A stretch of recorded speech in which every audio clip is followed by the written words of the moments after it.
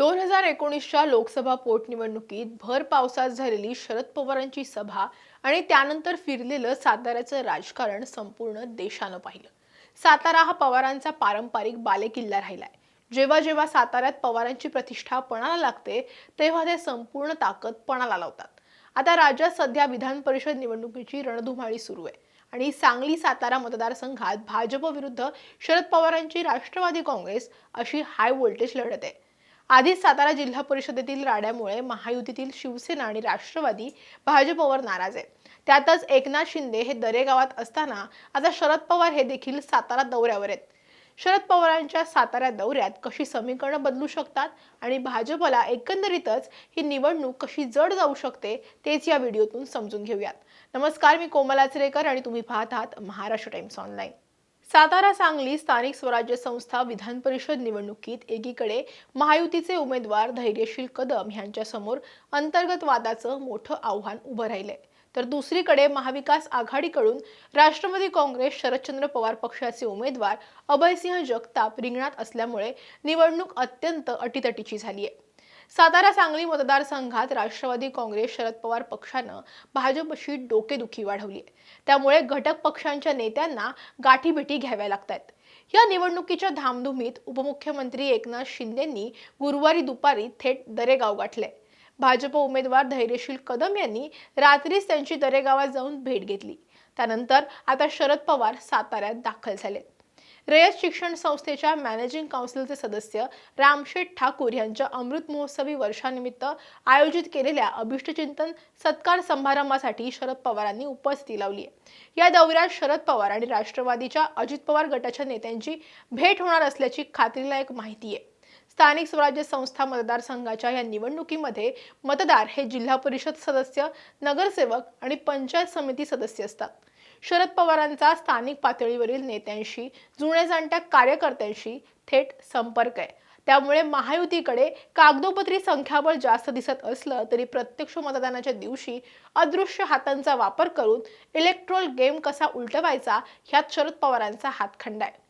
याच भीतीमुळे भाजपच्या गोटात चिंतेचं वातावरण आहे। महाविकास आघाडीच्या उमेदवारासाठी शरद पवार साताऱ्यात येऊन जेव्हा स्थानिक सदस्यांशी वैयक्तिक संवाद साधतात तेव्हा अनेक तटस्थ किंवा नाराज सदस्य भावनिक होऊन पवारांच्या बाजूने झुकतात।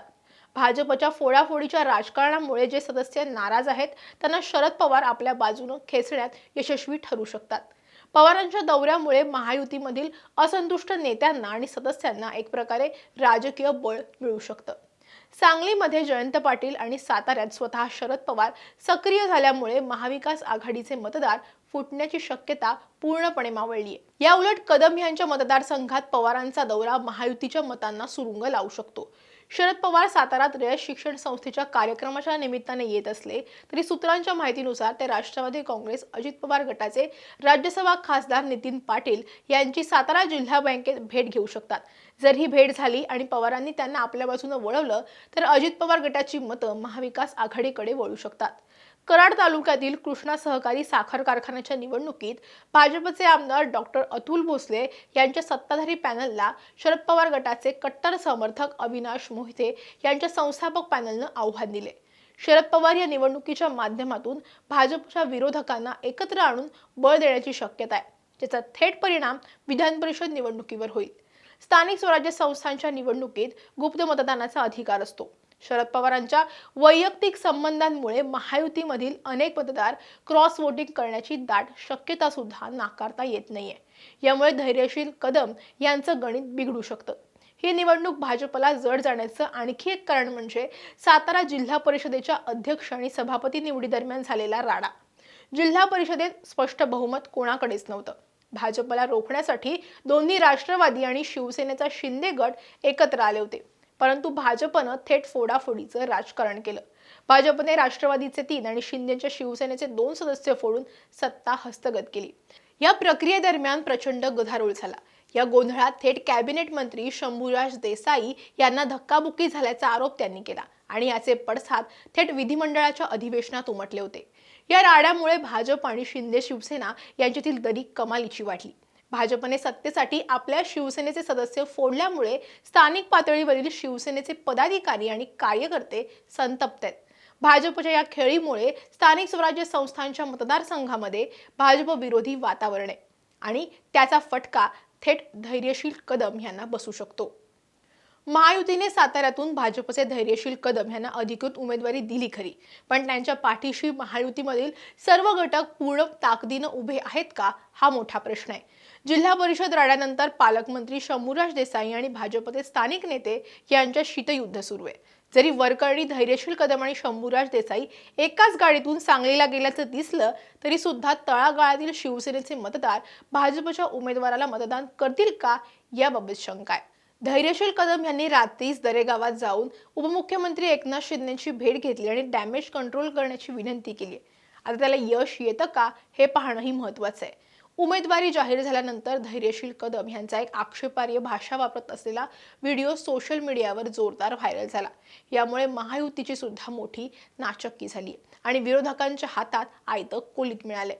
ही निवडणूक संयुक्तपणे सातारा आणि सांगली जिल्ह्याची आहे। सांगलीत महाविकास आघाडीकडे खासदार विशाल पाटील असतील, जयंतराव पाटील आणि कदम कुटुंबियांची मोठी ताकद आहे आणि त्या तुलनेत महायुतीमध्ये अंतर्गत समन्वयाचा प्रचंड अभाव दिसून येतोय। स्थानिक स्वराज्य संस्थांच्या निवडणुकीत गुप्त मतदान ही पद्धत आहे। यामुळे पक्षाचा व्हीप लागू जरी असला तरी आतून कोण कोणाला मतदान करणार हे सांगणं कठीण असतं। जिल्हा परिषद राड्याचा बदला घेण्यासाठी शिवसेनेचे काही मतदार किंवा अपक्ष सदस्य पवारांच्या इशाऱ्यानुसार क्रॉस वोटिंग करण्याची सुद्धा दाट शक्यता नाकारता येत नाही। जिल्हा परिषदेतील राड्यामुळे निर्माण झालेली महायुतीमधली अंतर्गत धुसफूस आणि धैर्यशील कदम यांच्या भोवती निर्माण झालेला वाद, ह्या सगळ्या गोष्टी महायुतीला बॅकफूटवर नेणार आहेत। अशा परिस्थितीत शरद पवारांचा एक वैयक्तिक दौरा आणि त्यांनी टाकलेलं पॉवर गेमचे डावपेच साताऱ्याचे राजकीय वारं महाविकास आघाडीच्या बाजूने पूर्णपणे फिरू शकतं। सध्या महायुतीमध्ये असलेला अंतर्गत कलह, झेडपी राड्यामुळे निर्माण झालेली नाराजी आणि भाजप उमेदवारासमोरची आव्हानं, या सगळ्या कमकुवत बाजू शरद पवारांना अचूक ठाऊक आहेत।